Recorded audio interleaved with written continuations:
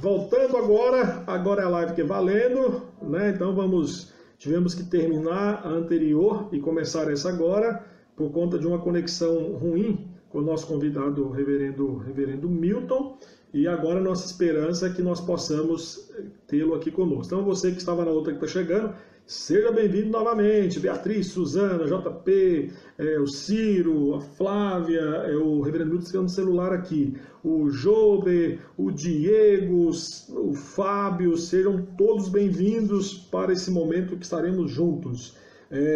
Vou mandar o convite já para o reverendo Milton, então, sem demora, sem enrolação, e já vamos convocá-lo para estar aqui conosco. Vamos lá então, reverendo Milton. Agora vai dar certo, vamos na fé que agora vai dar certo, né? Vamos lá, vamos ler, vamos Flaviano, vamos ver se vai dar certo, né? Flaviano está ali até fazendo a mãozinha de, né? Torcendo, orando, intercedendo. O reverendo Milton acabou de entrar, já solicitou aqui, vamos embora. Agora vai. Vamos lá, reverendo, agora tem que dar certo, né? Kezinha, seja bem-vindo, manda um beijo para o Jair, para a Kézia e para sua mamãe, Jair e Beth. Aí, seja bem-vinda, Thaís, Poliana. E Neida, reverendo, só o rosto de novo, moço. Rapaz, que coisa, hein? Que é isso, rapaz? Tem que marcar outro, não é possível. Não é possível. Eu tô pelo celular desde a outra vez. Eu não tô Sério, rapaz? pelo computador, não. Engraçado que aqui para mim tá dando só a sua voz e tá dando como se a conexão estivesse procurando você. Pois é. Deixa eu...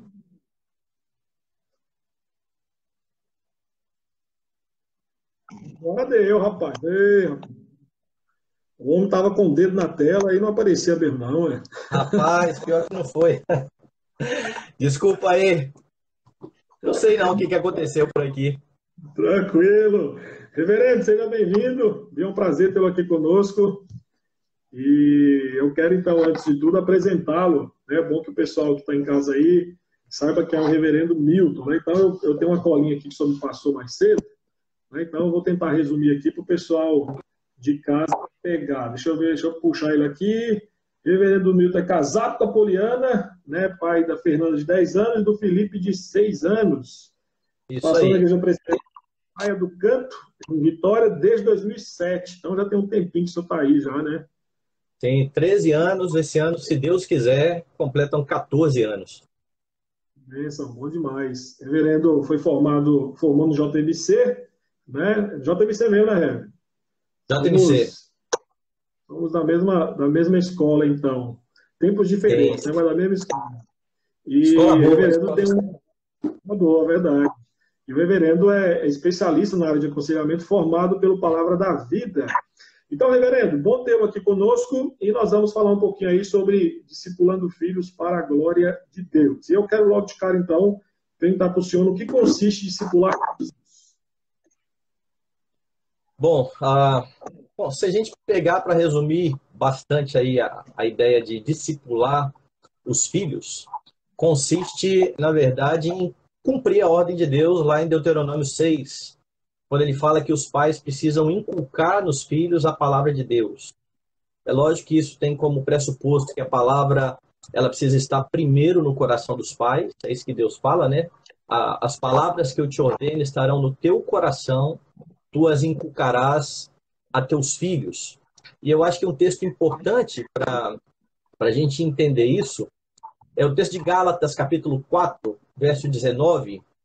O contexto lá é um contexto em que Paulo está repreendendo aqueles irmãos e ele vai dizer o seguinte: é bom ser sempre zeloso pelo bem e não apenas quando estou presente convosco, meus filhos, por quem de novo sofro as dores de parto, até ser Cristo formado em vós. Então, a ideia ali de Paulo é que ele via aqueles irmãos como seus filhos na fé, e o objetivo dele ao discipulá-los era fazer com que Cristo fosse formado neles, certo? Então, o objetivo é exatamente esse, levar filhos à maturidade, os pais sendo os instrumentos de Deus para criar nos filhos essa cosmovisão cristã, certo? daí eu creio a importância da escritura, que Paulo diz ser importante para a nossa repreensão, para a educação na justiça, a fim de que o homem de Deus seja perfeito. Nós criamos filhos, discipulamos filhos, para que eles sejam apresentados maduros em Cristo Jesus. Legal, Rev. E aí, Rev, dentro disso, então, que o senhor nos trouxe como introdução, que é discipular filhos, nós entendemos que no discipulado dos filhos, nós vamos seguir essa linha aqui hoje, né? Está envolvida a disciplina corretiva e disciplina formativa. Nós queremos saber disso, qual que é a diferença entre essas duas disciplinas, né? A formativa e a instrutiva, né? Ou a formativa e a corretiva, desculpa. Certo, excelente. Quando a gente fala em disciplina formativa, nós estamos falando no alvo de instruir a respeito de quem é Deus, ou seja, o caráter, as suas obras, quem somos nós e nossos filhos, ou seja, é formar na mente da criança uma cosmovisão cristã, uma visão de mundo onde Deus seja o centro. E eu creio que isso envolva o ensino daquilo que se deve fazer, mas não só aquilo que se deve fazer, o porquê que se faz.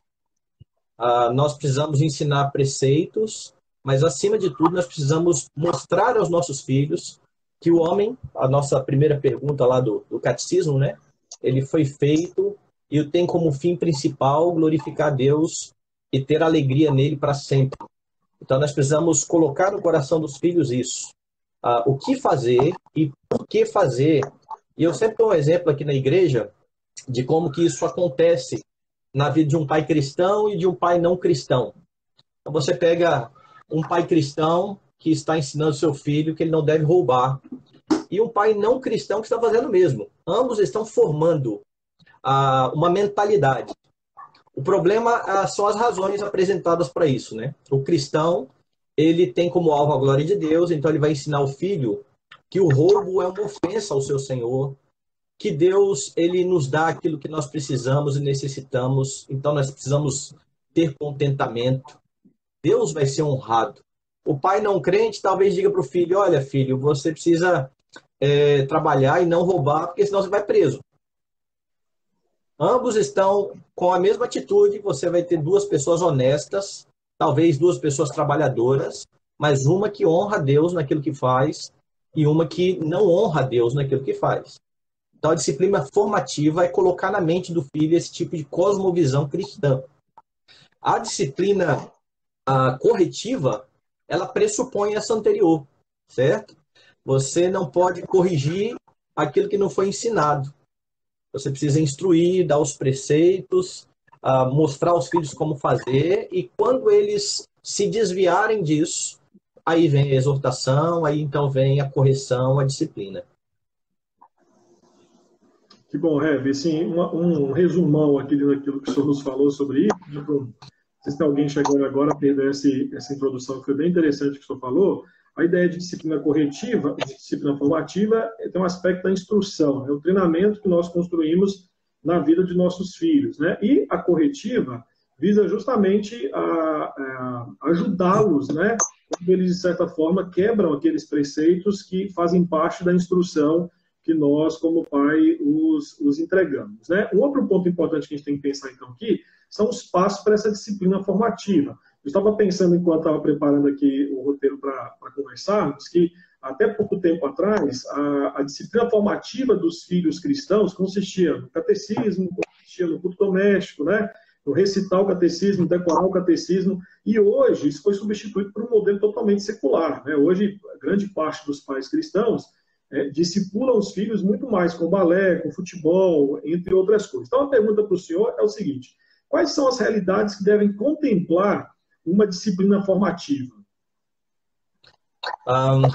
Eu creio que a primeira questão é o entendimento de que nós temos filhos que são pecadores, carentes, totalmente carentes da graça de Deus, e isso vai nos ajudar em alguns aspectos e de algumas formas. Primeiro, eu creio que vai evitar falsas expectativas.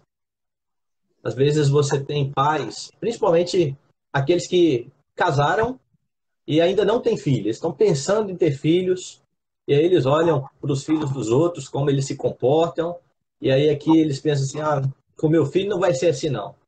O meu filho vai ser aqui rédea curta, certo?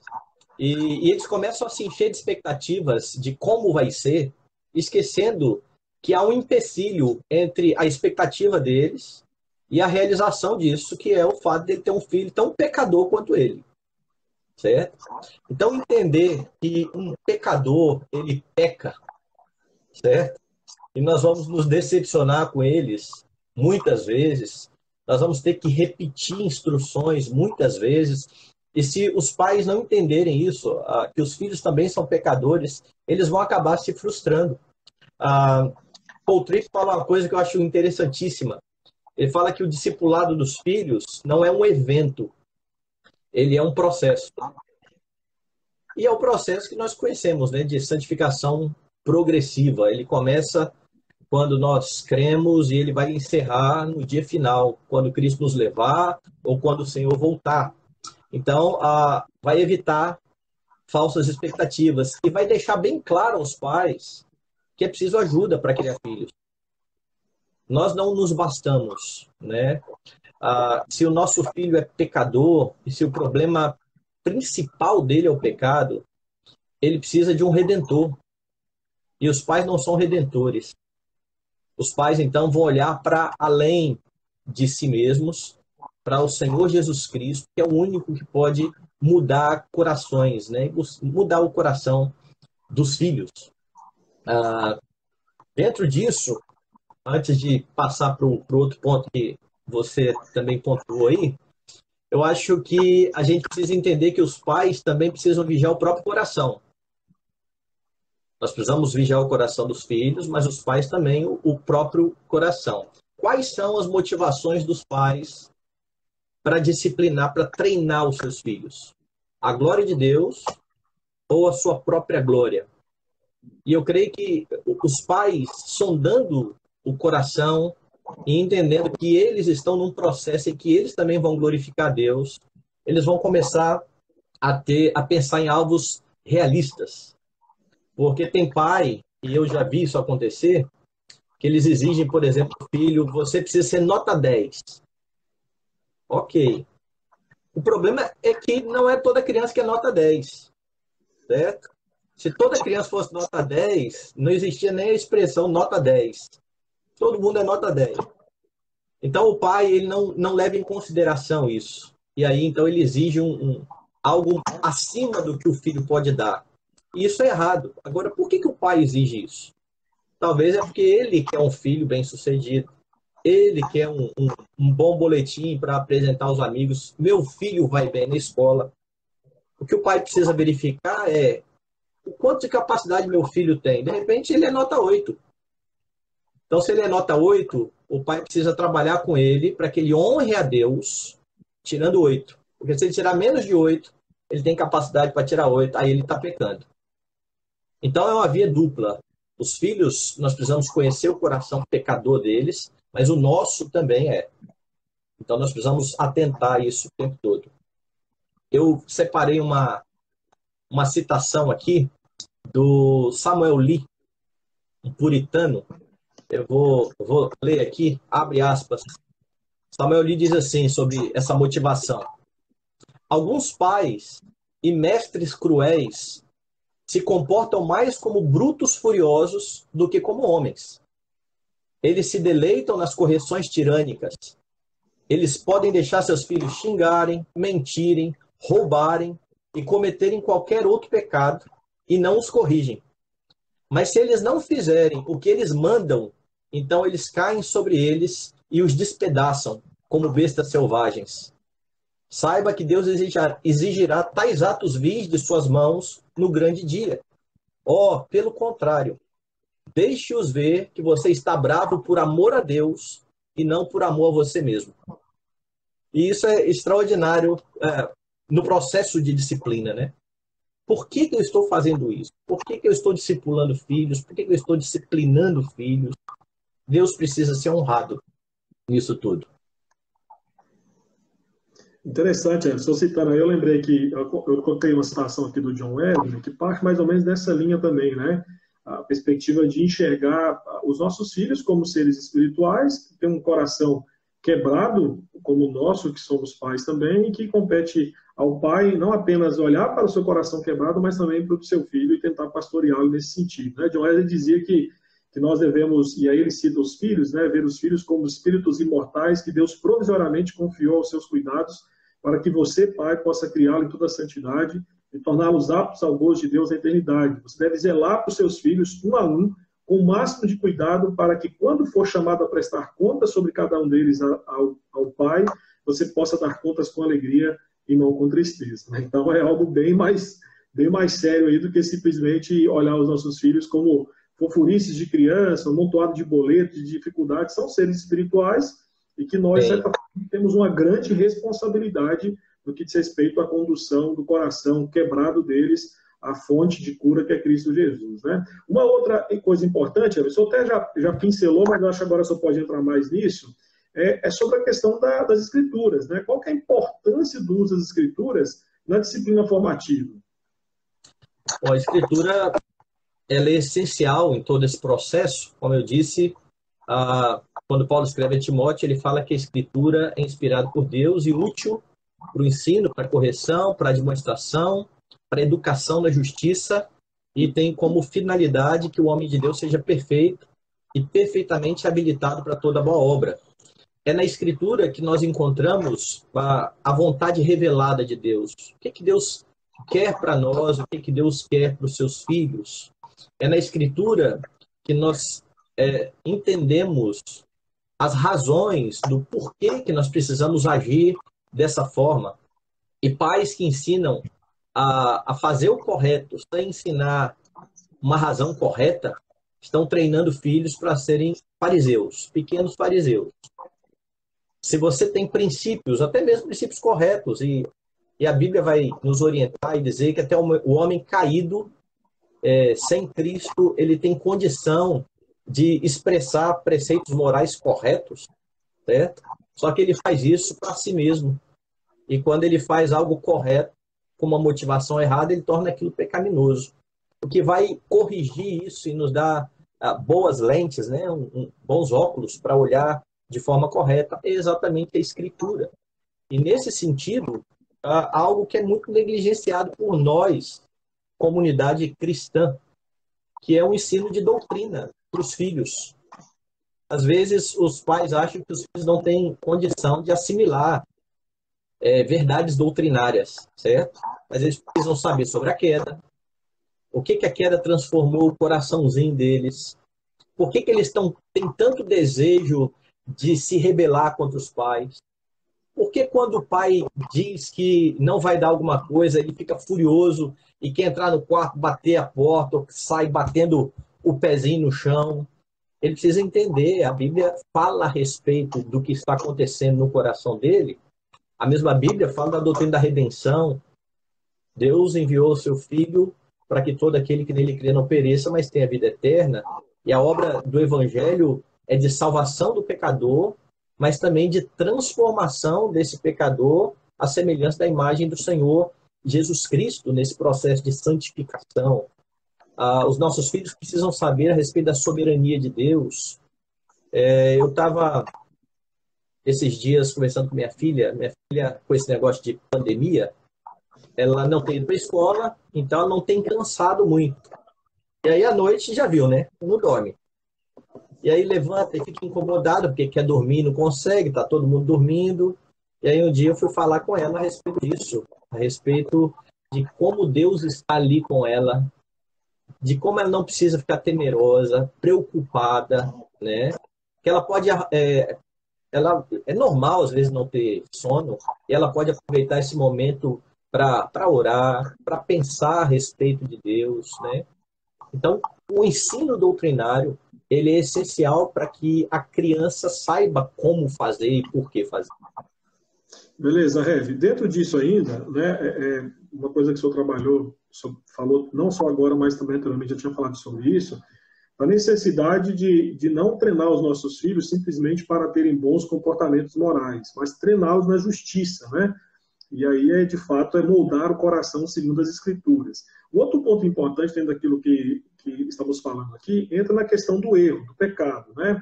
Então, assim, por quais motivos os pais devem repreender os pecados dos seus filhos? O pai vê o filho pecando, e aí o pai fala, deixa, é da idade, né? Vai amadurecer. Essa é a perspectiva bíblica, olhar o filho pecando e falar, não, ele vai crescer uma hora, ele acerta. E parece que com as idades vão mudando e as desculpas dos pais também vão mudando, né? Quando as crianças estão pequenas, eu tenho um amigo que ele brinca e ele diz o seguinte, que meus filhos não pecam, eles têm sono. E de vez em quando você vê, né, os pais falando isso, olha, não, meu filho está com sono, é por isso que ele está assim, irado. E tudo isso, às vezes, é uma desculpa para você não tratar com aquilo. Quando é mais velho, adolescente, o problema são os hormônios, certo? E aí eu vou lembrar de novo de Paul Tripp. Ele tem um capítulo no livro dele que fala sobre adolescentes, a idade da oportunidade, onde ele vai falar que a batalha não é contra os hormônios, a batalha é pelo coração, né? Então, por que nós repreendemos? Primeiro, porque o pecado é uma ofensa a Deus. Deus é santo e, como cristãos, nós precisamos honrar a Deus em tudo. Segundo, porque o próprio Deus, por meio de Paulo, ordena isso lá em Gálatas 6. Irmãos, se alguém for surpreendido em alguma falta, vós que sois espirituais, corrigi-o com espírito de brandura e guarda-te para que não sejas também tentado. Ou seja, ali está explícito que os pais precisam, quando veem um comportamento errado, pecaminoso do filho, eles precisam corrigir e, lógico, guardando o próprio coração, a fim de não ser encontrado como um fariseu, né? Que fala, mas que faz de forma contrária. O Rev, é interessante o senhor falar aí sobre isso, porque a questão do coração, né? Como que alguns pais, eles esvaziam a própria autoridade que Deus deu no que diz respeito à disciplina, à repreensão, né? Então, vê o filho errando e fala, mas eu não posso mudar o coração dele e deixa o menino quebrar o barco todinho em casa, né? Eu estava lendo um livro, se eu não me engano foi ontem, e o autor faz uma analogia bem interessante. Ele fala assim, se você está sendo roubado, né, e aí você vê um policial assistindo o roubo, o policial não faz nada, você vai chegar no policial e falar assim, por que você não fez nada? O policial vai responder para você assim, porque eu não posso mudar o coração do criminoso. Não é uma justificativa possível para você. Por quê? Você fala assim, eu não quero que você mude o coração dele, eu quero apenas que você o impeça de praticar o mal. Então, é a mesma analogia no que diz respeito à criação de filhos, né? Quando nós repreendemos os filhos, nós sabemos que nós não temos condições de mudar o coração dele, mas nós estamos, de certa forma, mostrando a gravidade do pecado dele e o impedindo de ir além daquilo ali. Então, hoje o menino começa, quem sabe, respondendo o pai, respondendo a mãe, e amanhã ele está dando um tapa na face, né? Tocando... Quantos pais nós não vimos aí ultimamente nos jornais, né, que acaba sendo vitimado por um momento de ira de um filho, né, e essa ira não acontece da noite para o dia. Né? É um pecado não refreado que vai tomando proporções maiores a ponto de chegar numa situação como essa. Né? Dentro disso, o senhor estava falando para nós, eu acho que o senhor poderia falar aqui rapidamente sobre a questão, duas coisas importantes ainda sobre a disciplina formativa. A questão do exemplo de piedade dos pais e a questão da oração. Né? Por que esses dois pontos são importantes? E mais do que isso, por que os pais hoje não levam a sério esses dois pontos? Serem exemplo de piedade para os filhos e também de orarem para os seus filhos. Sim, a primeira coisa que a gente precisa pensar a respeito disso é que a Bíblia diz que nós imitamos o tempo todo, certo? Nós somos criados à imagem e semelhança de Deus, a fim de espelhar a Deus. E quando nós adoramos a Deus, nós vamos nos tornando semelhantes ao nosso Senhor Jesus Cristo. De igual forma, o pecador, o idólatra, ele imita o seu ídolo. Por isso que o Salmo 115 vai dizer que a maldição para o idólatra é que ele se torne semelhante àquilo que ele está adorando. Então, da mesma forma que o ídolo ele não ouve, ele não enxerga, ele não fala, o idólatra vai se tornando parecido com o seu ídolo. Nós sabemos isso porque os nossos filhos começam a nos imitar muito cedo. Muito cedo. Começam a imitar trejeitos, a forma de falar, de se expressar, tipo de expressão, tudo isso os filhos vão imitando, certo? E eles imitam a piedade e eles imitam também a impiedade.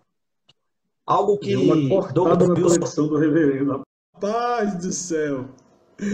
Ó, vamos lá, recomeçando. Nós paramos, estávamos com o reverendo Milton, deu uma queda na conexão, acho que foi na minha conexão. Eu estou reiniciando aqui então a live, né?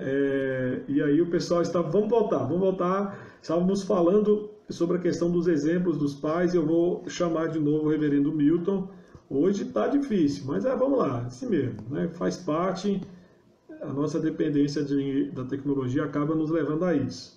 Mas que bom que você voltou para que dê certo agora a entrada do reverendo Milton, para que possamos então dar sequência ao nosso diálogo aqui. E aí, reverendo? Vamos lá, vamos lá. Olá, rapaz, está aparecendo só a voz de novo. Hoje está difícil, agora apareceu, agora sim. Agora é só mudar a câmera. Vamos lá. Pronto, vai que está uma bênção, Hoje disse a está Fernanda. esquisita essa conexão. Mas você... É porque, reverendo, tem um monte de famosos fazendo live, aí esses miseráveis pecadores ficam fazendo as lives e ficam congestionando a internet. Aí, quem quer fazer trabalho complicado. Então, vamos lá, vamos continuar. Você estava falando sobre a importância dos pais serem exemplos, né? E, ao mesmo tempo, a questão da vida de oração, no que diz respeito à formação, né? A disciplina formativa dos filhos. Isso, eu ia, acho que na hora que caiu aqui, que eu parei de te ver, eu ia falar sobre Douglas Wilson. Douglas Wilson fala o seguinte, que quando você observar um comportamento errado no seu filho, um comportamento pecaminoso, antes de você pensar, será que foi na escola, com qual coleguinha ímpio que ele aprendeu isso, os pais precisam olhar para o seu próprio comportamento. Porque talvez os filhos estejam imitando exatamente os pais. E Deus esteja colocando ali um espelho na nossa frente, a fim de nos vermos. Eu vejo isso muito no meu filho. Como eu me vejo no meu filho? Nos momentos em que ele está irado, ou que ele quer fazer a vontade dele, e eu o repreendo, e eu fico pensando, mas eu sou igualzinho. Eu sou da mesma forma. Certo? E é por isso que nós precisamos vigiar com exemplo, para, como Paulo, podemos falar aos filhos, né? Sede meus imitadores, como eu sou de Jesus Cristo. Esse é o primeiro aspecto. O segundo aspecto da oração. Os pais precisam levar a sério, e uma das razões para os pais não levarem a sério isso, pode ser que eles não levem a sério a própria oração. Tem muita gente, por exemplo, dentro do nosso arraial agora reformado, que por conta da doutrina belíssima da eleição, Deus salva quem Ele quer salvar, e Ele vai salvar, então a pessoa diz para ele, não precisa orar, né? Ou, diante da doutrina da soberania de Deus, ele vai fazer o que Ele quer, a oração nunca vai mudar o que Deus quer, então não vou orar. E esquece de que o Deus que decretou todas as coisas, Ele também, em sua providência, usa meios para que tudo aquilo que Ele decretou se concretize. E um dos meios é exatamente a questão da oração, né? Deus, Ele ouve a oração dos pais, daqueles que colocam os filhos diante do Senhor. Então, os pais precisam levar a sério isso, orar pelos seus filhos, pela conversão, né, dos seus filhos, para que o Senhor opere maravilhosamente com a sua graça no coração deles, como operou um dia no nosso coração. Verdade, Evelyn. Eu estudando sobre esse assunto, eu vi uma citação de um puritano muito interessante, que ele fala que será impossível para você incutir algum bem em seus filhos se você mesmo parece vazio desse bem. Se o velho caranguejo anda para trás, não há propósito em o jovem caranguejo ser induzido a andar para frente. E aí vem a exortação dele, né? Senhores, os jovens rastejarão atrás dos velhos. Né? Então, aquilo que o senhor falou, muito às vezes da insensatez dos nossos filhos é um reflexo do que eles estão aprendendo conosco em casa. Né? Então, a gente tem que aprender a nos enxergarmos nossos filhos. Essa semana mesmo, eu e minha esposa tivemos uma experiência muito interessante com a minha filhinha de 3 anos, que nós pensamos às vezes que eu estou falando no início, nem sempre a gente tem a noção que criança está aprendendo, mas ela está aprendendo o tempo inteiro, né? E nós Sim. estávamos, eu e minha esposa íamos sair de casa para resolver um assunto e aí ela ficou com a minha mãe em casa, né? E quando nós voltamos, a minha mãe disse que assim que nós saímos, né? Eu falei com ela, disse, minha filhinha, ora pelo papai e pela mamãe, né? Para a gente resolver esse problema. E 3 anos, né? Quando nós voltamos para casa, a mãe falou assim, quando vocês saíram, ela correu para a cozinha, ela juntou a mãozinha e começou a orar, papai, mamãe, Deus abençoe. Então, assim, você pensa que não está instruindo, mas você está o tempo inteiro instruindo formativamente, influindo formativamente na vida dos seus filhos. E aí, nós vamos então mudar de assunto. Nós vamos agora passar para a ideia de disciplina corretiva, né? Saímos da disciplina formativa e vamos agora para aquilo que eu entendo que nós até conversamos antes, né? Que é um pouco mais polêmico. Não deveria ser polêmico, mas o é por conta desse mundo tão depravado que nós vivemos, né? Eu quero ler um texto aqui rápido para o pessoal entender. Lá em 1 Samuel capítulo 3, versículos 11 e 14, eu acho que esse texto é um texto emblemático para começarmos a tratar sobre disciplina corretiva, né? Que é quando disse o Senhor a Samuel, eis que vou fazer uma coisa em Israel, a qual todo o que ouviu lhe timirão ambos os ouvidos. Naquele dia suscitarei contra ele tudo quanto tenho falado com respeito à sua casa. Começarei a cumprir, porque já lhe disse que julgarei a sua casa para sempre, pela iniquidade que ele bem conhecia, porque seus filhos se fizeram execráveis e ele não os repreendeu. Portanto, jurei à casa de Eli que nunca lhe será espiada a iniquidade, nem como sacrifício, nem como oferta de manjares. Especificamente o versículo número 13, né? Eli aqui, pastor, ele é responsabilizado por deixar de repreender e controlar os seus filhos, que nós falamos da disciplina formativa, né? Então, parte do discipulado dos pais passa pela responsabilidade de repreender, impedir ou até mesmo controlar o pecado dos seus filhos. É uma coisa importante que ele aqui não é responsabilizado pelo pecado dos seus filhos ou por eles serem pecadores, não é isso. Só que o que Deus espera de nós, à luz daquilo que Deus cobra de Eli, é que nós possamos ajudar os nossos filhos, através da repreensão, a mantê-los longe do pecado, né? De certa forma, é como se nós fôssemos barricadas para tentar conter o ímpeto pecaminoso que existe no coração deles. E aí, entra uma frase aqui do Jonathan Edwards que eu acho que é pertinente, que ele fala assim, se você diz que não consegue conter seus filhos, isso não é desculpa, pois é um sinal que você tem criado os seus filhos sem controle e que seus filhos não consideram sua autoridade. Quando os pais perdem o controle sobre os filhos, sua desaprovação e conselho pouco significam. E aqui eu quero usar o exemplo de outro policial, né? Então, assim, se um adolescente resolve assaltá-lo e um policial vê aquilo e não reage de novo, e quando você o questiona, ele fala assim, você sabe como é que é? A idade dele é assim mesmo, né? Não seria justificativa para nós, né?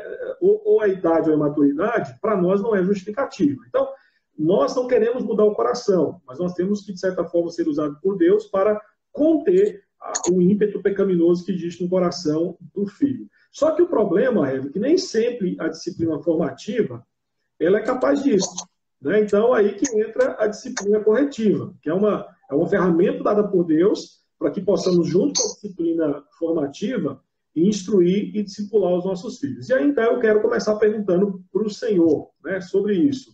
O que está envolvido nesta tão temida e, às vezes, até mesmo ignorada disciplina corretiva? Então, a gente precisa pensar primeiro na questão da autoridade bíblica, né? Deus deu os pais aos filhos como as primeiras autoridades na vida dos filhos. O quinto mandamento é a ordenança de Deus para que o filho honre o pai e a mãe, certo? E como é que o filho vai honrar pai e mãe? Ele vai honrar pai e mãe se ele for instruído a respeito disso, certo? Então, aí a responsabilidade dos pais como autoridade na vida dos filhos a fim de instruí-los. E são eles também a primeira instância bíblica de repreensão dos filhos. Por que eu estou falando em primeira instância? Porque há outras, certo? Há outras que a gente às vezes nem não recorre. Eu fui pregar num congresso e me deram como tema o pais reflexo para os filhos, alguma coisa assim. E eu aproveitei para pregar num texto que eu sempre tive muita vontade de pregar. Eu falei, bom, eu vou pregar no primeiro dia. Se o pessoal voltar no outro dia, tá bom. Porque é o texto lá de Deuteronômio 21. O texto de Deuteronômio 21 é um texto bastante pesado a respeito disso. Porque diz assim, a partir lá do verso de número 18. Se alguém tiver um filho contumaz e rebelde, que não obedece à voz de seu pai e de sua mãe, e ainda castigado não lhes dás ouvidos, seu pai e sua mãe o pegarão e o levarão aos anciãos da cidade à sua porta, e lhe dirão: este nosso filho é rebelde quanto mais, não dá ouvidos à nossa voz, é dissoluto e beberrão. Então todos os homens da sua cidade o apedrejarão até que morra. Assim eliminarás o mal do meio de ti, todo Israel ouvirá e temerá. Esse texto, ele quase arrepia os cabelos da gente só de ler. Exato. Porque é um texto bastante pesado, né? A gente não encontra, por exemplo, nenhum exemplo bíblico disso aqui sendo feito. Nenhum filho sendo levado para ser apedrejado. Mas você tem aqui uma série de passos. O filho aqui que vai ser apedrejado, ele foi instruído primeiro. Instruído, ele se tornou rebelde e ainda foi castigado. Então, ele teve a disciplina formativa, ele teve a disciplina corretiva, ele foi castigado. Então, se não der jeito, leve para os anciãos da cidade. Os anciãos vão julgar a causa. E se de fato há verdade no que os pais estão dizendo, aquele filho seria apedrejado. Antes que o pessoal fique horrorizado com isso, como eu disse, você não tem nenhum exemplo bíblico de pais levando um filho à morte, exceto de Deus. Deus leva o seu filho à morte.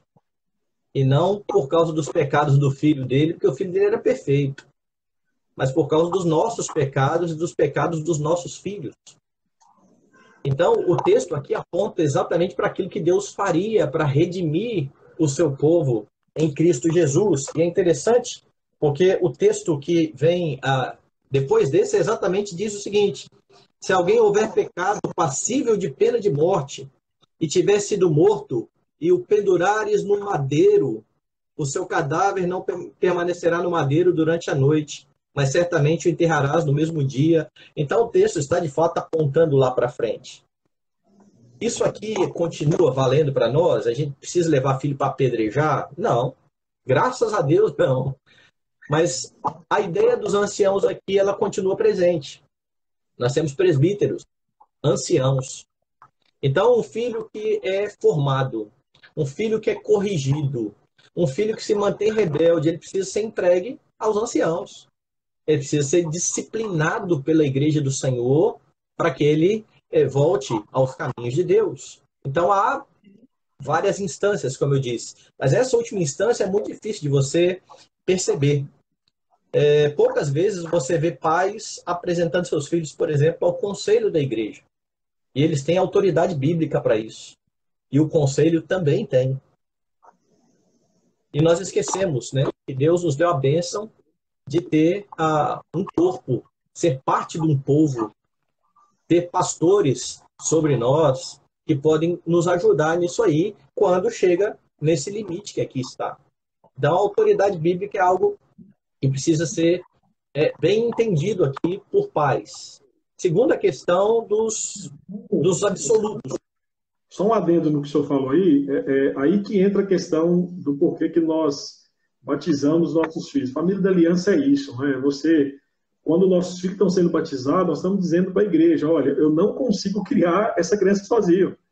Eu preciso da ajuda de vocês, porque essa é a ideia de família da aliança, né? Que nós não criamos nossos filhos sozinhos no que diz respeito à instrução do Senhor. Né? Então, às vezes a gente perde um pouco da beleza, né, do batismo infantil, do que significa, né? E aponta para essa ideia de aliança com Cristo, aliança com a família de Cristo. E na criação dos nossos filhos, é uma mensagem muito clara, né? Ou seja, eu vou criar os meus filhos com a bênção de ter uma família inteira na fé me ajudando nesse processo de instrução. Isso aí é maravilhoso, né? E desconsiderar isso é uma É uma Tolice. tremenda tolice. Tolice, Tolice. verdade. Tolice. E dentro disso aí, aqueles que estão à nossa volta, outras famílias que já estão numa fase mais avançada na criação de filhos, que já passou por aquilo que a gente está passando agora, por vezes eles percebem algo nos nossos filhos que nós não percebemos. Nós que estamos no meio da confusão aqui, a gente não consegue avaliar muita coisa, não.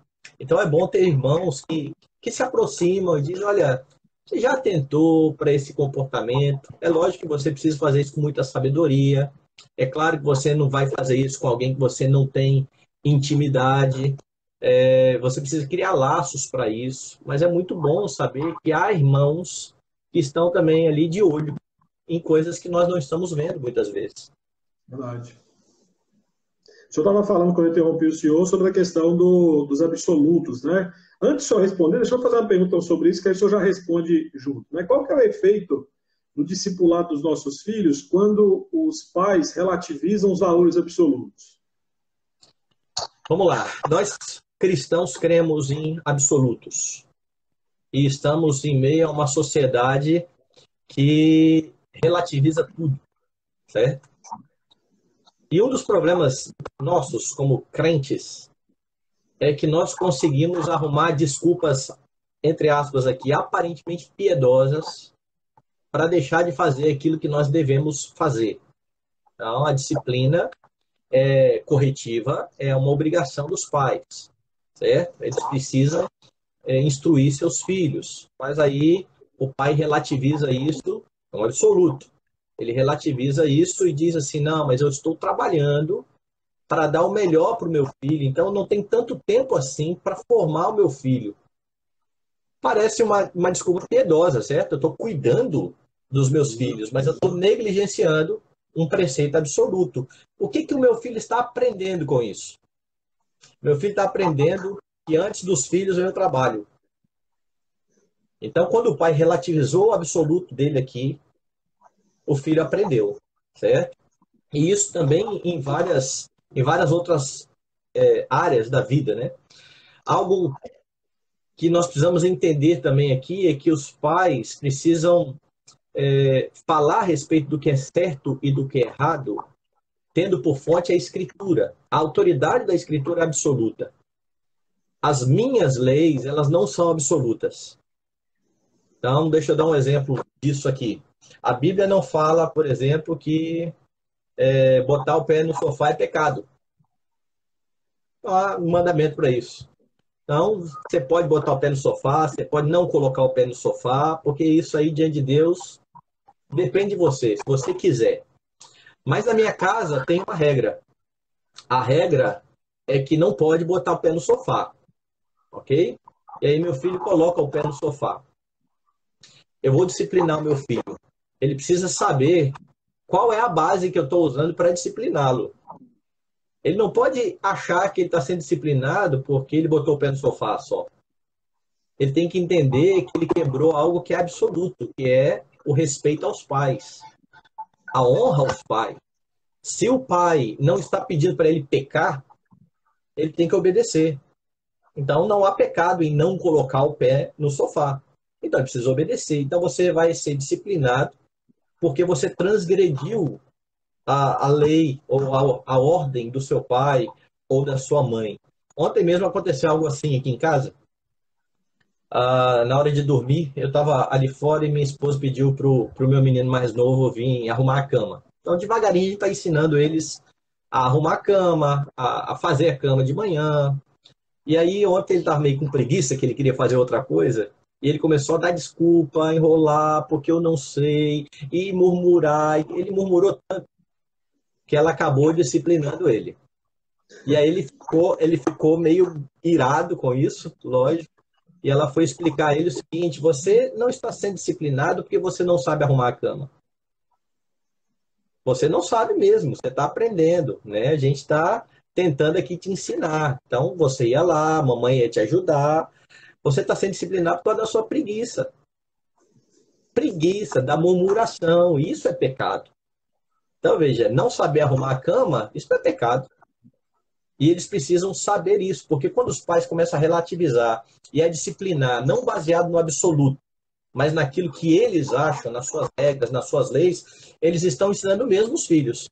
Os filhos podem criar suas regras e podem julgar e punir de acordo com as suas próprias regras. Então é muito perigoso esse afastamento daquilo que a Escritura diz e que define a respeito do pecado. Nesse sentido, a Douglas Wilson, de novo eu vou falar sobre ele fala algo interessante. Ele fala, ao invés de você ter 100 regras, porque nenhum filho consegue cumprir 100 regras, você tenha 4, 5 regras que partem dos absolutos. Aí ele dá o exemplo lá do pai dele. O pai dele dizia a eles lá que não podia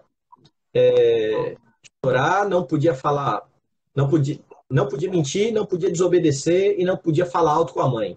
Eram as 3 regras. E dentro dessas 3 regras acabava abarcando tudo. Porque não precisa ser, ó, não pode mexer na televisão, não pode mexer nisso, não pode desobedecer. Ponto. E aí então você envolve e fala, olha, você dá o comando, faça isso ou não faça aquilo.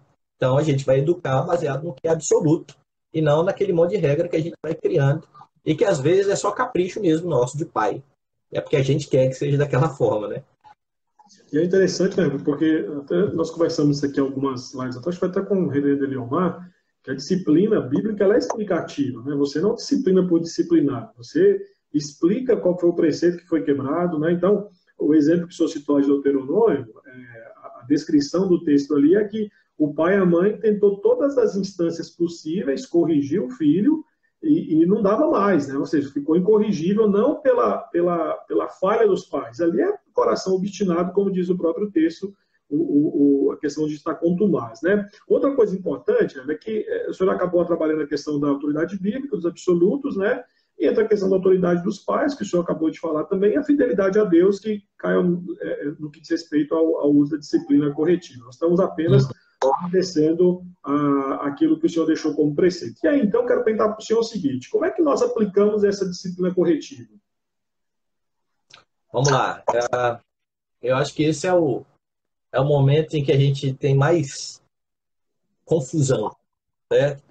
Eu lembro que há uns anos atrás, tem alguns anos, a Cris Poli esteve aqui no Espírito Santo, em Vitória, Super Nani, e eu tenho várias críticas ao sistema dela de educação. E ela deu uma entrevista numa revista e disse que ela não sabe de onde tirou essa ideia de que você precisa disciplinar fisicamente os filhos. Na época eu inventei de escrever um texto no blog. O tema era Cris Nani, uma evangélica que não conhece a Bíblia. E deu um pega para capar naquele negócio, é discussão, e o pessoal começa a relativizar a própria escritura.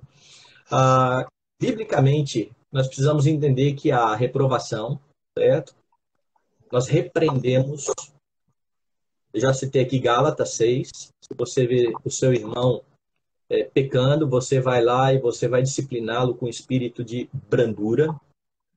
A repreensão precisa ser feita em amor, né? Toda a verdade ela precisa ser dita em amor, com moderação.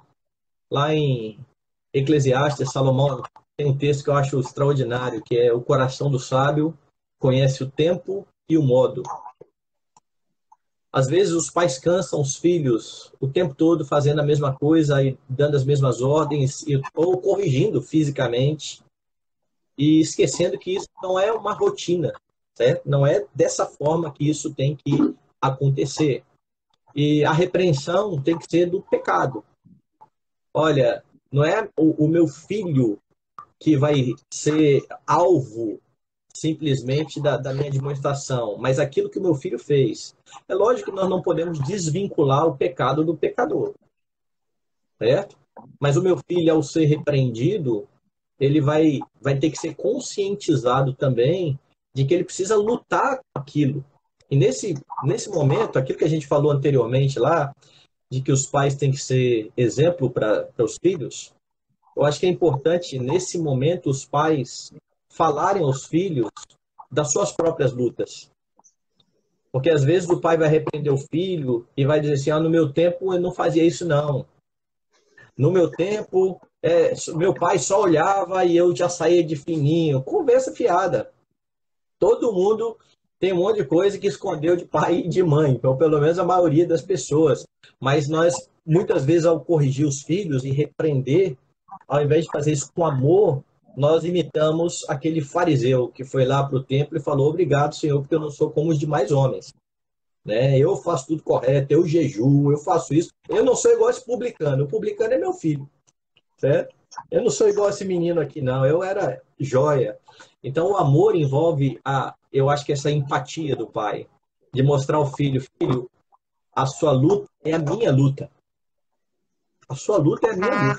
Eu lembro que uma vez a minha filha me pediu, eu estava na mesa, coloquei pão de queijo, ia comer um pão de queijo. Aí, antes de fazer o pão de queijo, a mãe tinha perguntado, você quer? Ela falou, não. Aí só fez para o resto da família, não fez para ela. Aí eu tô com meu pão de queijo, ela mudou de ideia. Aí ela virou para mim e falou assim, o senhor me dá um?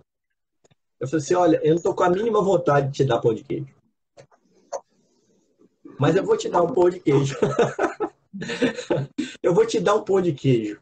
E aí eu fui mostrar para ela que muitas vezes, quando ela não quer compartilhar as coisas, ou um doce, ou alguma coisa que ela quer muito aquilo ali, eu falei assim, eu tenho a mesma vontade.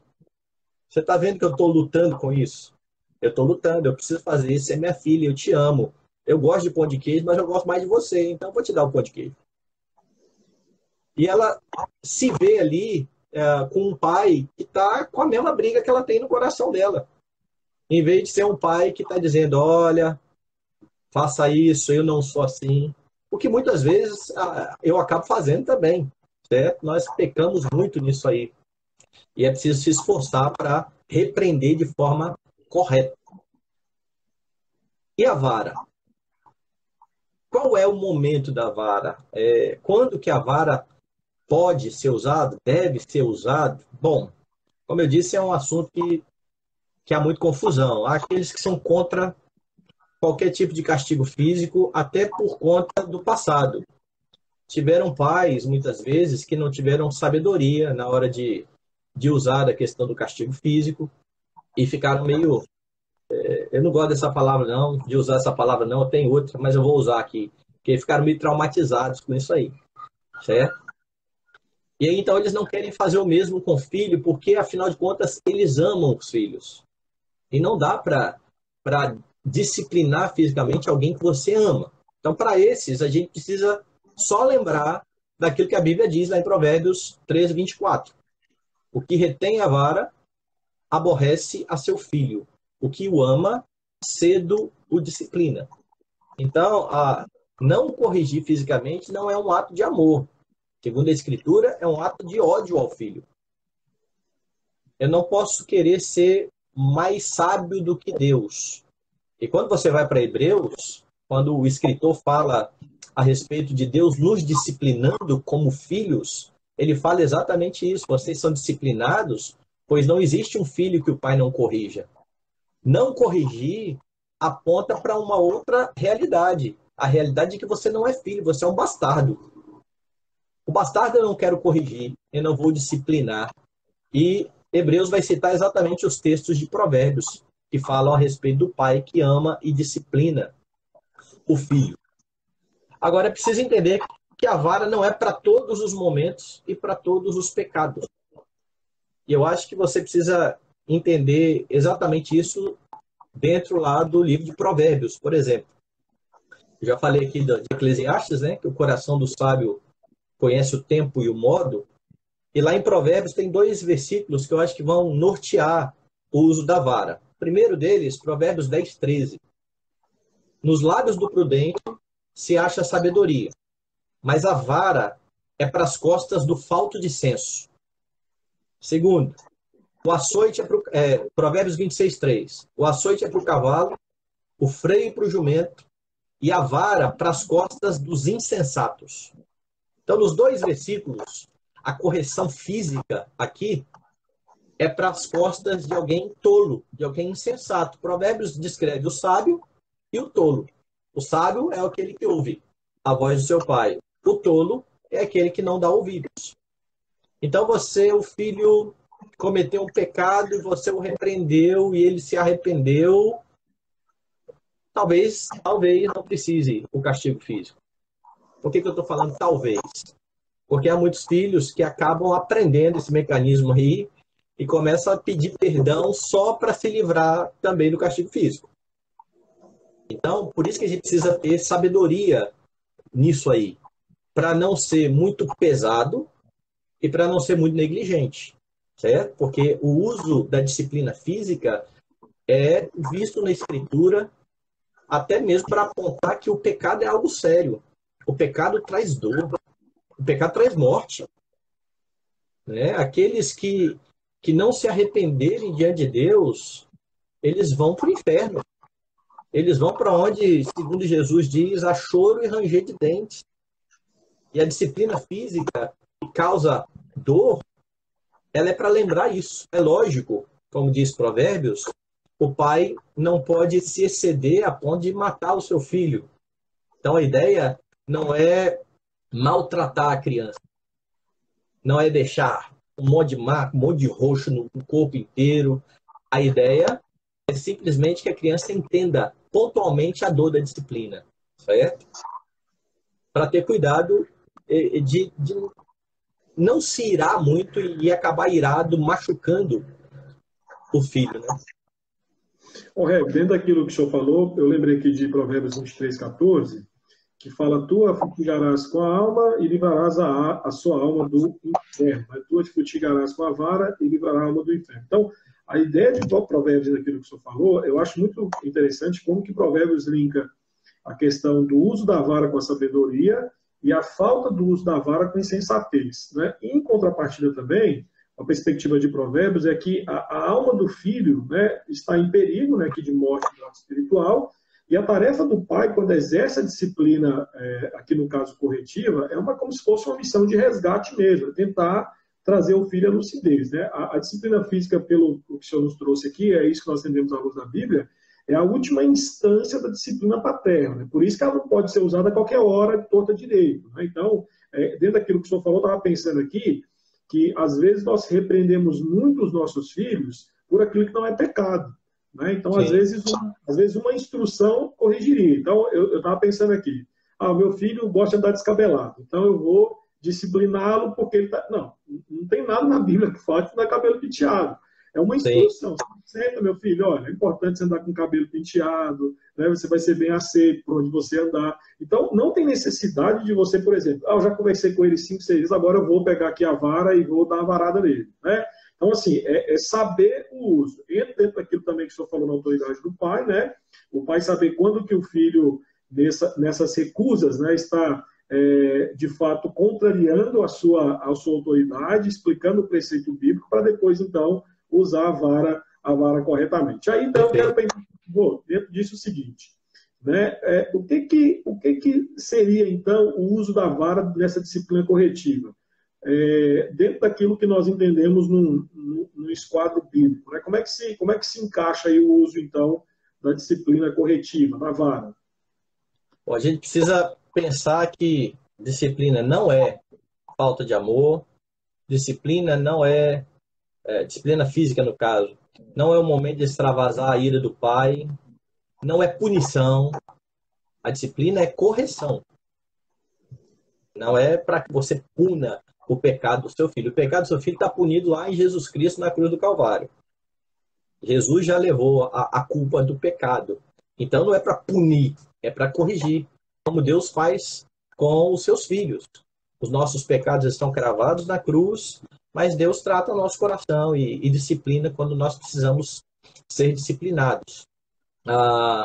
Então a vara, eu creio, como disse você, ela é a última instância mesmo.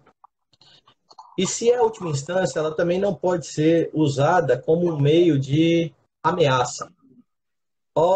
Eu vou te dar uma chinelada. Se você fizer isso, eu vou... Porque nós começamos a ser behavioristas quando nós começamos a fazer isso.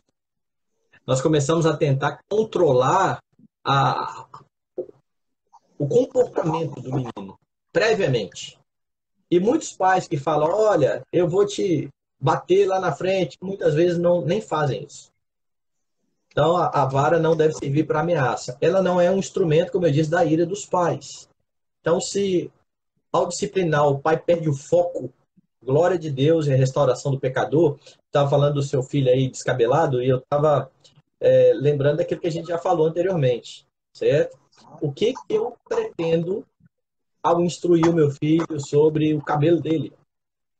Por que meu filho não pode ficar descabelado? É porque eu não gosto. Isso me ofende. Isso é ruim, eu não quero um filho descabelado. Que coisa absurda, um menino descabelado. E aí eu começo a mirar, porque eu já não estou pensando no reino de Deus, eu estou pensando no meu reino aqui embaixo. É o reino de Milton Júnior.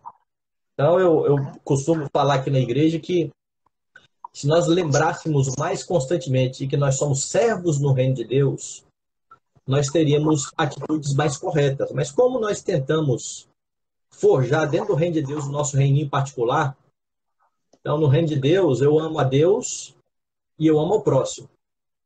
Então o meu filho vai ser corrigido e disciplinado para a glória de Deus e para o bem dele. Mas no meu reino de Milton Júnior, as duas leis são diferentes. A primeira lei é eu me amo e a segunda lei é você tem que me amar também. E quando você não faz isso e quebra a minha lei, eu, como soberano do meu reino, vou te punir. Isso não traz glória a Deus. Eu posso até usar um instrumento lá que é a vara ou o chinelo, mas isso não traz glória ao Senhor, eu perdi o foco. E o pai não pode perder o foco no uso da vara, porque senão o que ele está fazendo não é disciplina, é vingança. Porque é isso que nós fazemos com aqueles que se opõem ao nosso reino. Nós nos vingamos deles. Enquanto nós aplicamos a disciplina, nós estamos colocando nas mãos daquele que é o vingador, daquele que julga retamente, daquele que faz todas as coisas de forma perfeita. Outro aspecto aqui que eu acho que é importante é que os pais ou os filhos, eles precisam saber, perceber que os pais não estão descontrolados. Então, eles precisam saber o que eles fizeram de errado. Eles precisam saber quantas palmadas eles vão receber. Ó, você vai receber uma, você vai receber 3. Qual a razão da disciplina? Isso é porque você transgrediu a lei de Deus, você pecou contra o Senhor, você se tornou tolo. E quando o pai disser, por exemplo, olha, você vai tomar 2 chineladas lá, se alguém usa o chinelo. Não dê uma e nem dê 3. Então 2. Então 2. O filho vai saber que você está no controle. Você não está fazendo aquilo ali de qualquer forma. Não se alegre ao disciplinar. Eu creio que a disciplina, ela traz muito peso ao coração do pai, hein? Porque é muito difícil disciplinar o filho. Não é com alegria que nós fazemos isso. Quando você tem Hebreus citando que a disciplina, no momento, não parece ser motivo de alegria, mas de tristeza, eu creio que isso é para quem está sendo disciplinado, é lógico. Ele não quer aquilo. Mas isso é também para quem está aplicando a disciplina, no caso de pais, certo? Uma vez eu fui questionado sobre a forma como eu estava fazendo com meus filhos, porque, não, na época eu acho que era só Fernanda que tinha, não tinha Felipe ainda não. Eu ia lá, chamava atenção, aí tinha que às vezes ir no cantinho, ia lá no banheiro, dava umas palmadinhas nela, que ela estava pequenininha ainda, sentiu a dor lá, ela chorava, eu abraçava ela, orava com ela, eu falava assim, papai te ama. Você ama o papai? Amo o papai e tal. Aí a pessoa falou assim, tá muito errado isso aí que você faz, João, porque você vai lá, bate na menina, e depois a menina tem que te abraçar. Eu falei, mas não é assim que Deus faz com a gente, não. Deus nos disciplina exatamente para que o relacionamento com ele seja restabelecido. E depois ele diz, me ame, me adore. É lógico que com a gente não é para o meu filho, me adore. Mas o relacionamento está restabelecido.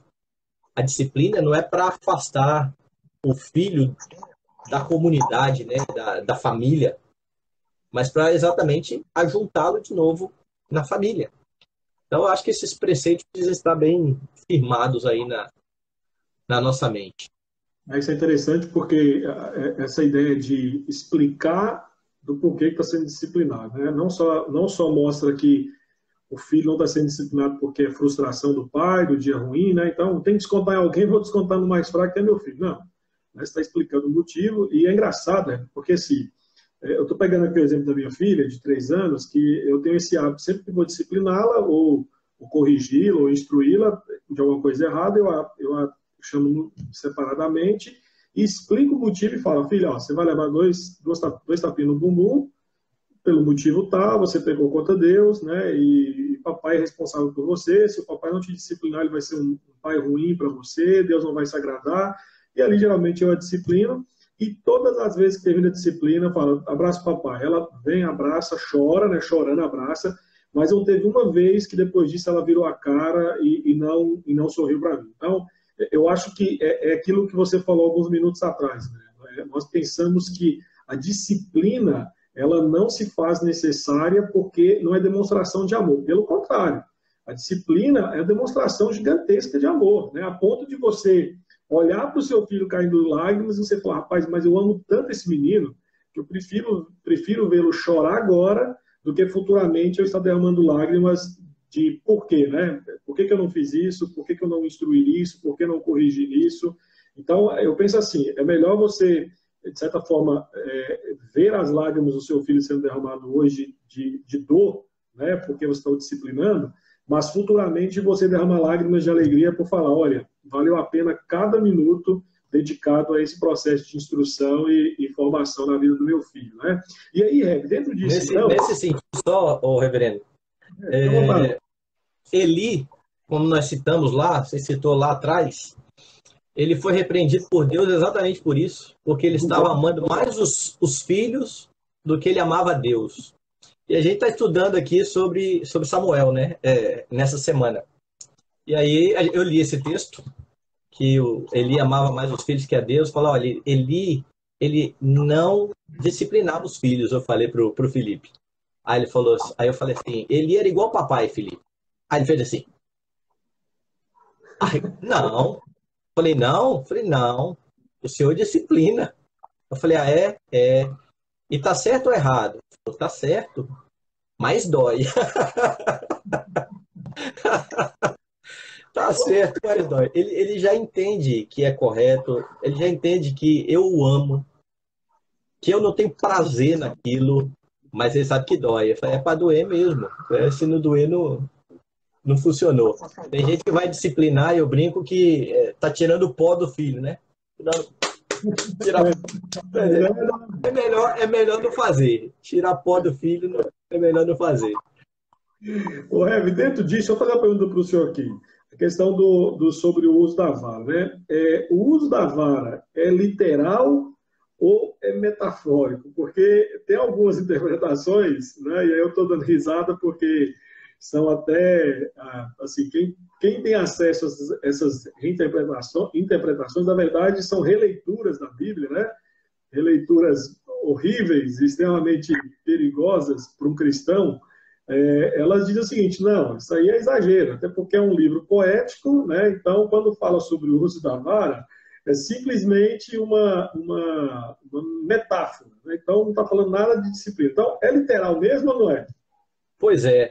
Eu queria ver esse pessoal que diz que a vara não é literal interpretar o outro texto, que vai dizer que você tem que disciplinar, mas não se exceder a ponto de matar. Como é que você mata com uma vara metafórica, né?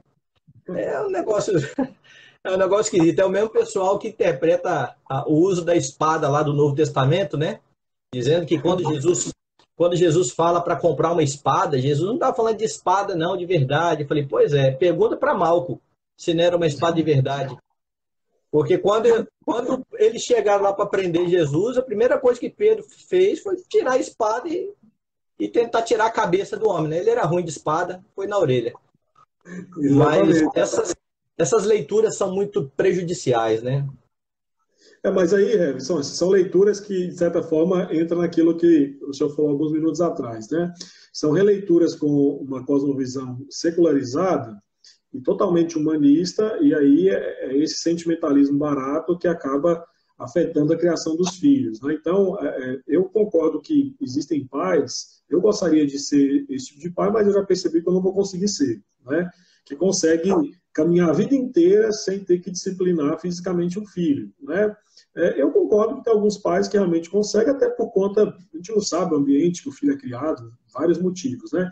Eu já percebi que o coraçãozinho da minha filha de 3 anos, vez ou outra é necessário o uso da palmada, né? Eu gostaria que não tivesse essa necessidade, mas tem, porque às vezes a minha instrução, né, esbarra num coração extremamente difícil e às vezes quando você usa a última instância que é a vara, aí sim ela fala, opa, né, não posso mais fazer isso porque além de palavras existe a dor no bumbum se eu continuar fazendo isso. Então, a pergunta para o senhor disso e aí partindo para aquilo que nós já vamos partir para a conclusão, né?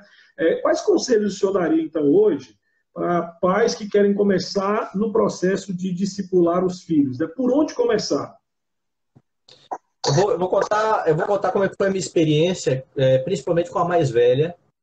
Ela já está com 10 anos. Quando a Fernanda era bem pequenininha, a gente sempre cantou com ela, fez o culto doméstico, começou a ensinar a orar. E quando eu comecei a ensinar a orar, era sempre a mesma oração. Senhor, e aqui é uma questão minha. Eu nunca ensinei minha filha a chamar Deus de Papai do Céu. Porque quando ela for maior, eu vou falar para ela parar de falar Papai do Céu. Agora é Senhor Deus. Então ela já começa de agora a orar Senhor Deus. Então ela sempre orou, Senhor Deus, obrigado pelo dia, obrigado pelo papai, pelo mamãe, pela vida Nanda. Amém. Era curtinha a oração, todo dia. Aí um dia minha esposa falou assim, mas tá parecendo reza isso? Eu falei, não, mas é para parecer mesmo. Eu quero que ela aprenda um cronograma aqui, né? Um esqueleto da oração. Quando ela for mais velha, ela já tem um norte. E ela vai colocando mais coisas aqui. Então, começou a orar. Quando ela começou a falar, na escola dominical tinha versículos bíblicos. Então, ela decorava e era muito engraçado, porque a gente dava umas cadernetas para as crianças, colado o versículo bíblico. Mas ela não sabe ler. Mas tinha o desenho. Então, pelo desenho, ela sabia qual era o versículo. Então, quem via de longe, ela estava com a caderneta, ela fazia assim, ó, e citava tudo de cor. Parecia que ela estava lendo, né? Mas estava vendo só o desenho. Gravou os versículos. Aí, maiorzinha, colocamos ela para aprender aquele catecismo. E ela decorou lá 150 e poucas perguntas. Tudo de cor. Pá, pá, pá, sabia tudo. Aí eu disse, mas isso é decoreba. Minha esposa falou um dia. Isso é decoreba. Eu falei, é decoreba. É isso que eu quero, é decoreba. Passou essa fase, eu fui ensinar ela os 5 pontos do calvinismo. Bom, ela está com 10 anos, eu acho que ela tinha 8, 7 para 8 anos. Aí cada dia eu fui ensinando um. Aí eu falei assim, Fernanda, você sabe o que é depravação total? Ela falou, não. Eu falei, tá bom, então depravação é isso. Olha, o homem está morto no seu pecado, o homem não tem como obedecer a Deus. Você sabia disso? Ela falou, não. Eu falei, você sabia, filha? Aí eu pegava e lembrava do catecismo. Pode o homem cumprir a lei de Deus? Não, ninguém pode. Aí ela fazia a conexão daquilo que eu estava ensinando com aquilo que já estava aqui, na cabeça dela. E, ao mesmo tempo, o que eu procurava fazer com ela era conexões. Eu aprendi isso muito com o reverendo Ernest, lá no seminário. Ligar a tudo que a gente está fazendo. Olha, esse texto bíblico tem a ver com aquela música que a gente canta. Ó, essa música é a expressão disso aqui. Não tem aquela música que é assim? É por causa dessa doutrina aqui. Então, eu acho que é um passo a passo. Desde pequenininho, né, não subestimar a capacidade dos nossos filhos. Porque eles aprendem a mexer em smartphone, eles ensinam os avós a mexer no smartphone, e eles não têm capacidade de aprender da escritura que Deus disse que eles têm, a ponto de Deus falar, fale a todo momento, né? E lembrar daquilo que a gente falou da questão de cosmovisões, a gente ensina o tempo todo. Então, você não tem que ensinar seu filho que ele tem que fechar a pia lá do lavatório porque é muito caro a água. É verdade que é caro, mas a razão não é essa. A razão é porque nós somos mordomos. Deus nos colocou como mordomos da criação. Como é que a gente está cuidando daquilo que Deus deixou para a gente como mordomo? Eu estou ensinando a mesma coisa, mas com um princípio totalmente diferente. Então, aprendam os princípios da Escritura para que todo o ensino esteja pautado nesses princípios, né? E não na questão econômica. Não, é no princípio da palavra de Deus. Nós vivemos para a glória de Deus. Quer a gente coma, quer a gente beba, tudo isso precisa ser para a glória de Deus. Beleza. E dentro disso, Eve, a última pergunta para o senhor é o que os pais devem fazer para não perderem o foco da glória de Deus no processo de discipular seus filhos? Pois é, eu acho que isso aí é dureza, porque passa pelo nosso coração corrupto. Eu acho que a gente tem um problema muito, muito grave de memória.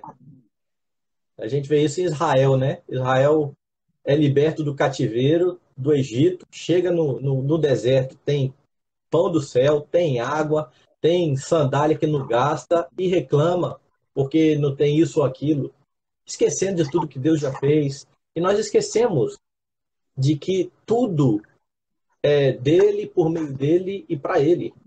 Todas as coisas são para ele e para a glória dele. E como eu disse já aí anteriormente, nós somos peritos, muitas vezes, em fazer coisas certas pelas motivações erradas.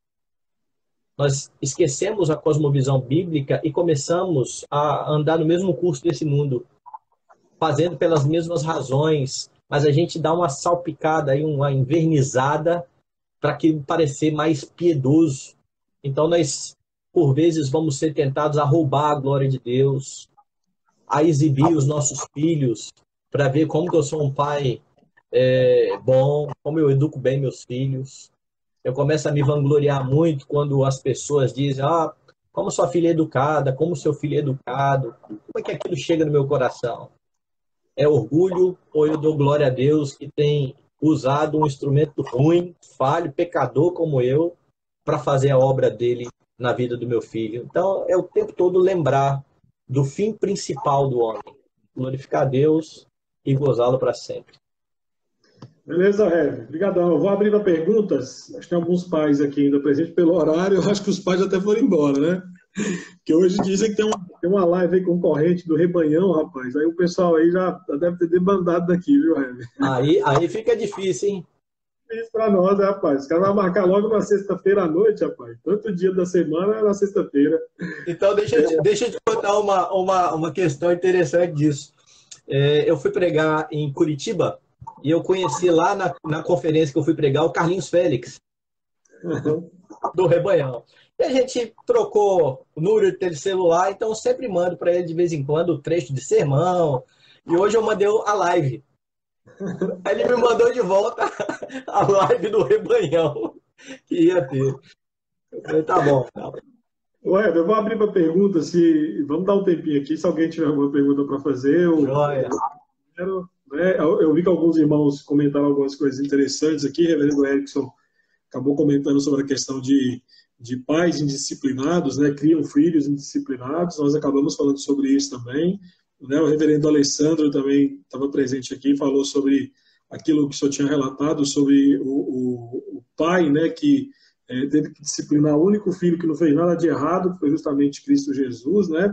E ele falou uma coisa que é interessante também, que a disciplina corretiva, né, ela tem que nos levar a ensinar os nossos filhos sobre a questão da dor, que Cristo Jesus suportou dor maior quando foi disciplinado na cruz em nosso lugar. Essas conexões aqui, de certa forma, é que ajudam, né, nossos filhos a entenderem que a disciplina não é um fim em si mesmo, né? Não é bater por bater, não é deixar de castigo por deixar de castigo, nada disso, né? Tem um propósito, tem um objetivo nisso, né? Heavy, uma pergunta que eu queria falar para o senhor aí sobre a questão a sua filha hoje está com 10 anos, a mais velha, né? 10, vai fazer 11 e o mais novo vai fazer 7. Mas aí hoje você está ensinando o quê? Você já ensinou os 5 pontos do calvinismo, hoje está no... Então, a gente tá vendo agora o breve catecismo, né? Legal. Eu tinha dado para eles o catecismo, aquele pequenininho da editora, e agora o breve catecismo. Além disso, rapaz, minha filha é uma leitora voraz, né? Então, ela todo dia de manhã a gente coloca eles para fazer devocional, fala qual é o texto que eles vão ler, qual o livro que eles vão ler. Então, tem uma série do Joel Bick chamada Como Deus Usou uma Tempestade, Como Deus Usou um Cachorro, e por aí vai. Aí ela lê aquilo ali, ela já leu 5 volumes, ela já leu aquela coleção de história para reformadores para criança, né? Então ela vai lendo e eles vão ganhando gosto. Felipe, agora a gente está lendo todo dia com ele um livro da nossa editora que chama O ABC da Reforma. Então cada dia vai uma letra. Agostinho, ele já chegou no W. W de Wi-Fi e Westminster. E a gente vai incentivando eles a lerem por conta própria também, né? Até para que eles ganhem gosto disso. Eu brinquei Legal. ano passado que ano passado minha filha leu mais do que um bocado de pastor aí que tem aí na área. Ué, tem uma pergunta aqui do Planos Cristos, que ele perguntou o seguinte: a partir de qual idade é ideal usar a vara? Essa é uma pergunta tensa, né? Fernanda, minha filha, desde bem pequenininha, ela engatinhava ainda, ela já tinha disciplina física. Mas como que era a disciplina física? Um tapinha só na perna, daquele que é só para criança, certo? Você não vai pesar a mão numa criança de 8 meses, de 1 ano de idade, mas ela tem que saber que o pai fala de forma séria com ela. Porque há alguns pais que falam e falam brincando, ou rindo. A criança precisa saber que ele é um momento sério, que a desobediência é algo sério. Mas isso vai variar muito, eu não creio que há uma idade correta, não. Mas a Bíblia diz, quem ama cedo disciplina. Então a gente vai saber o que é cedo, né? Cada um E vai aí ter tem o seu cedo. verdade, eu lembro que quando a minha filha nasceu, né, acho que nos 15 dias de vida, nós tivemos que levar no pediatra. Na primeira consulta, o pediatra falou assim: eu nunca esqueço essa história. Ele falou assim: ó, sua filha vai chorar por 3 motivos. Vai chorar por fome, né? Vai chorar por dor e vai chorar por birra. Eu falei: mas nessa idade? Ele falou assim: nessa idade, birra. Então, assim, o coração nasceu, né, já é um pecadorzinho ali, propenso a fazer todo tipo de perversidade, dentro das suas limitações, lógico, né? Tem outra pergunta aqui, que foi da Jana Elinho. Pastor Milton, poderíamos afirmar que nos dias de hoje a tecnologia é mais prejudicial do que benéfico? Como equilibrar para que a diversão não seja prejudicial? Ontem um amigo meu me perguntou se eu já tinha comprado um tablet para meus filhos. A gente estava conversando sobre tablet, falou, o que você acha disso, Júnior? Falei, rapaz, olha, se depender de mim, eles não vão ter tablet nem celular tão cedo. Quando eles querem jogar alguma coisa, ou eu coloco aqui no computador, eles jogam, não tem videogame. No meu celular eu coloquei alguns joguinhos, eles não jogam, mas eu acho que é um perigo você colocar na mão de uma criança o celular. Ainda que você coloque lá YouTube Kids, que aparentemente não tem nada de mal, mas não tem nada de mal na perspectiva desse mundão aí. Porque há muita coisa inocente que, se não explicada, vai formar a mentalidade dos nossos filhos, né? E a tecnologia, ela torna isso muito fácil, né? Tá ali na mão. Eu lembro que na época que Fernanda era novinha, ela assistia muito Discovery Kids e tinha lá o Doc, o cachorrinho da Discovery Kids. E aí ele começou uma bandinha do Doc lá tocando e a letra da música era assim: tudo depende só de você. Você consegue, você vai ver. Aí eu parei aquilo lá e falei, filha, olha só, será que é assim mesmo? Aí fui conversar a respeito disso. Não depende só da gente, né? Deus é que é soberano. E expliquei a ela todas essas coisas. Mas se ela está com um celular e pode ver isso sozinha a qualquer hora, ela está vendo isso sem filtro, certo? Ele é liberado, porque isso é para criança mesmo, só que não tem nada a ver com a nossa cosmovisão. Então, por mais que seja, entre aspas, inocente, não tenha baixaria, pornografia, tem um princípio ali que choca com o outro que você está ensinando. Então, a tecnologia, nesse sentido, vai atrapalhar bastante. E fora os pais que usam a tecnologia para controlar os seus filhos, né? Ao invés de disciplinar, promete o celular, ó, toma o celular aqui, fica quieto ali no canto, porque é muito mais fácil, né?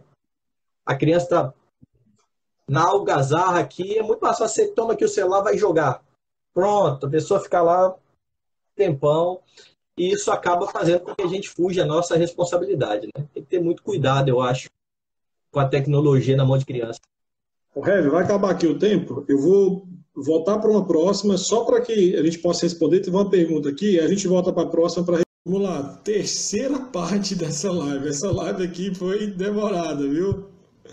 Vou mandar aqui para o reverendo. Eu estou achando que nós perdemos aquela live anterior, rapaz. Eu acho que nós perdemos a live anterior. Não consegui salvar aqui nos meus stories. Meus queridos, eu acho que nós perdemos a live anterior.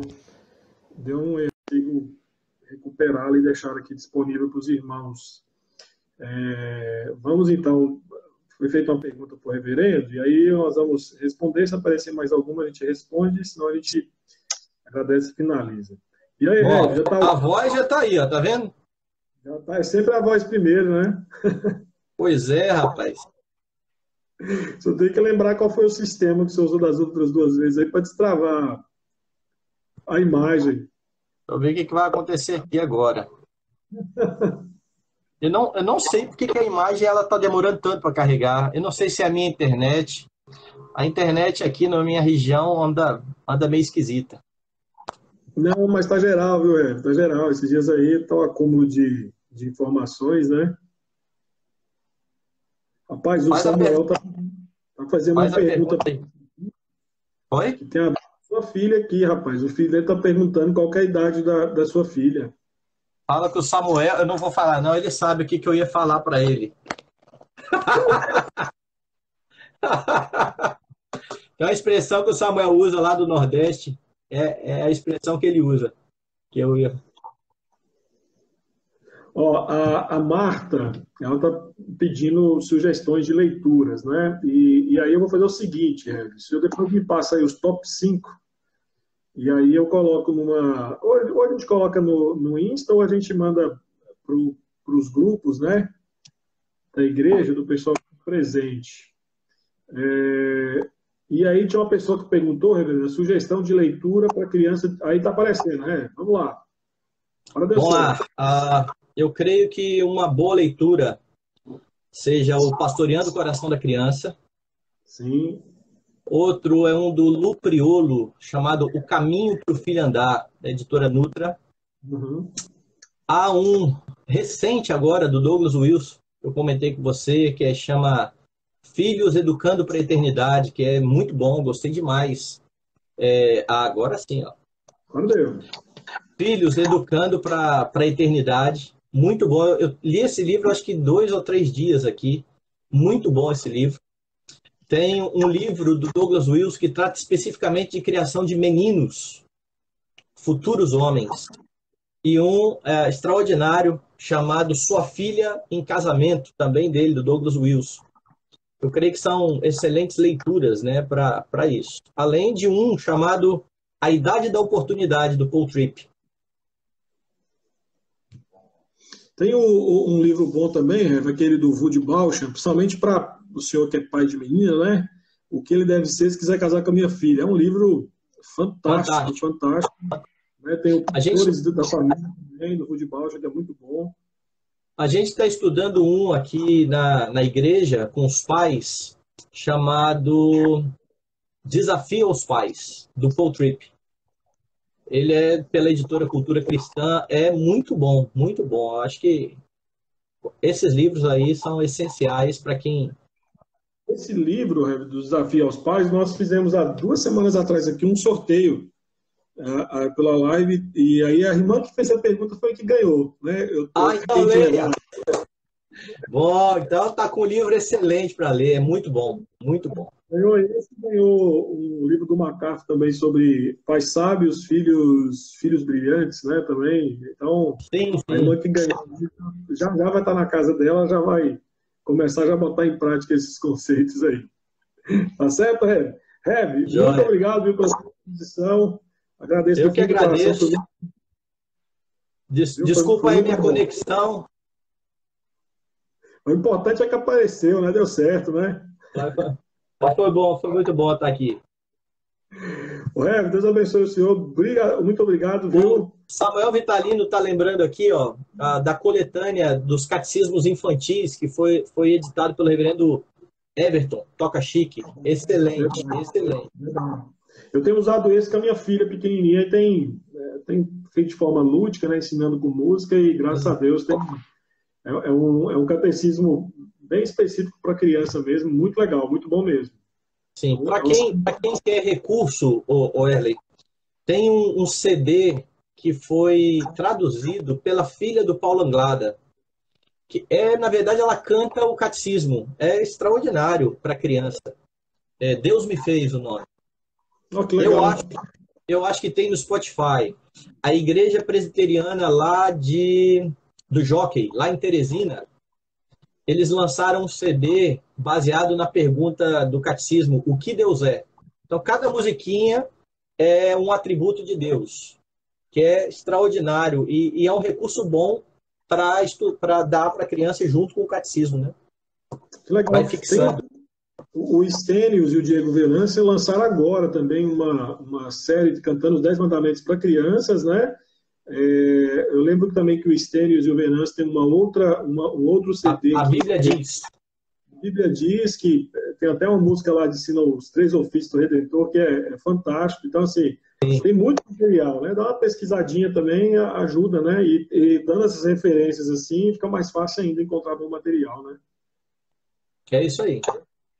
Obrigadão, Deus abençoe. Viu? Um abraço para sua Beleza. família. A E nós vocês aí também, Deus abençoe. agradecemos aí a todos que apareceram aí, nos ajudaram aí, né? Obrigado pela presença de todo mundo. E a Tamires perguntando quando faremos devocionais para crianças sobre catecismo. Boa, vamos ver se a gente consegue se organizar e fazer isso aí. Preciso ver se a minha filha me ajuda nisso, né? Porque ela ensina mais do que eu, né? Então tem que ser com ela, tem como. Fica com Tá, Deus. já. Obrigado Você também, Deus abençoe. a todos, uma boa noite. Deus abençoe, meus irmãos. Obrigado.